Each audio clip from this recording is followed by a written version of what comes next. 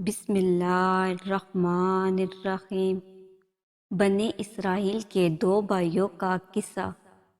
ناظرین، بنی اسرائیل میں دو بھائی رہتے تھے جن میں ایک مسلمان اور دوسرا کافر تھا، اور تھے دونوں دریا کے شکاری، یعنی مچھلیوں کا شکار کیا کرتے تھے۔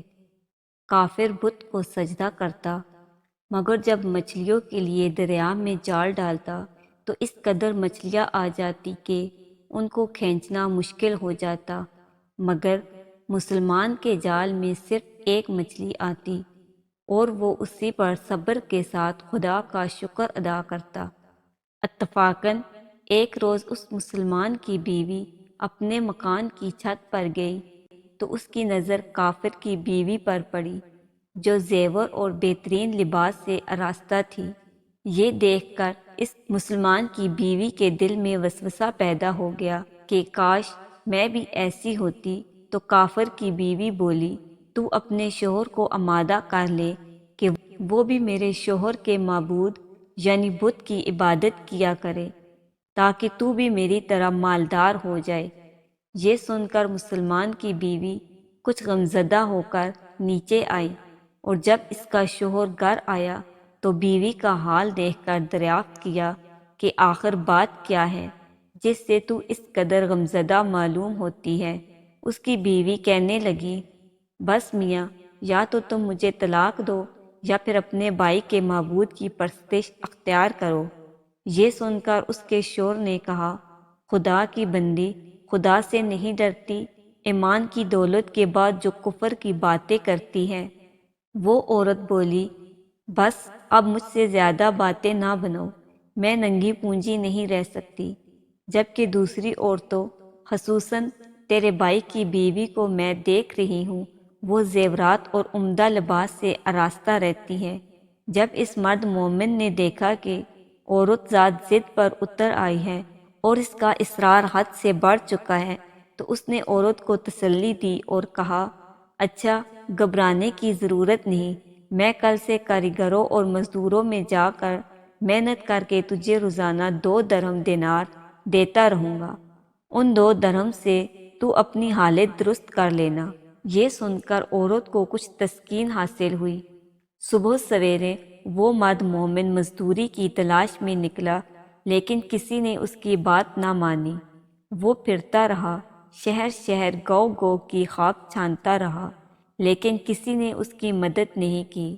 بالآخر مایوس ہو کر وہ دریا کے کنارے پہنچا اور شام تک اللہ تعالیٰ کی عبادت میں مصروف رہ کر رات کو جب گھر آیا تو بیوی نے دریافت کیا، میاں، آج تم کہاں تھے؟ وہ کہنے لگا، میں بادشاہ کی خدمت میں تھا، بادشاہ نے مجھ سے 20 دن کام کرنے کی شرط رکھی ہے۔ اس کی بیوی بولی، آخر وہ بادشاہ تم کو کیا دے گا؟ اس نے جواب دیا، میرا بادشاہ بڑا کریم ہے اور اس کے خزانے مال و دولت سے بھرے ہوئے ہیں، وہ مجھے وہ دے گا جو میں چاہوں گا۔ چنانچہ وہ اسی طرح معبود برحق کی عبادت میں مصروف رہا۔ تیسری رات ہوئی تو بیوی نے کہا، سنو میاں، اگر کل تم نے مجھے مزدوری لا کر نہیں دی تو تم مجھے طلاق دے دینا۔ یہ سن کر اس کو کسی قدر پریشانی لاحق ہوئی، اور تیسری صبح کو اس نے ایک یہودی سے کہا، کیا تم مجھے مزدوری پر لگا لو گے؟ یہ سن کر یہودی کہنے لگا، ہاں، تم کو مزدوری مل جائے گی، لیکن شرط یہ ہے کہ میرے پاس تمہارے کھانے پینے کا کوئی بندوبست نہیں ہوگا۔ چنانچہ وہ مرد مومن روزہ کی نیت کر کے یہودی کے ساتھ کام پر گیا۔ ادھر دوسری طرف ایک آدمی اس کی بیوی کے پاس گیا، دروازہ کھٹکھٹایا۔ جب اس کی بیوی باہر نکلی تو اس آدمی نے اس کی بیوی کو 29 اشرفیہ دی اور کہا، یہ تمہارے شوہر کی مزدوری ہے۔ تمہارا شوہر 29 دن سے بادشاہ کے کام پر تھا، یہاں تک کہ تمہارے شوہر نے بادشاہ کو چھوڑ دیا۔ اگر وہ تیسرے دن بھی کام پر جاتا تو اس کو بہت سی اجرت مل جاتی، لیکن وہ یہودی کے پاس چلا گیا۔ اگر وہ مزید بادشاہ کا کام کرتا تو بادشاہ اس کو مزید اجرت دیتا۔ بس یہ لو 29 اشرفیہ، اس میں 1 اشرفی کم ہے، کیونکہ آپ کا شوہر تیسرے دن کام پر نہیں گیا۔ چنانچہ وہ عورت ان میں سے ایک اشرفی لے کر بازار گئی۔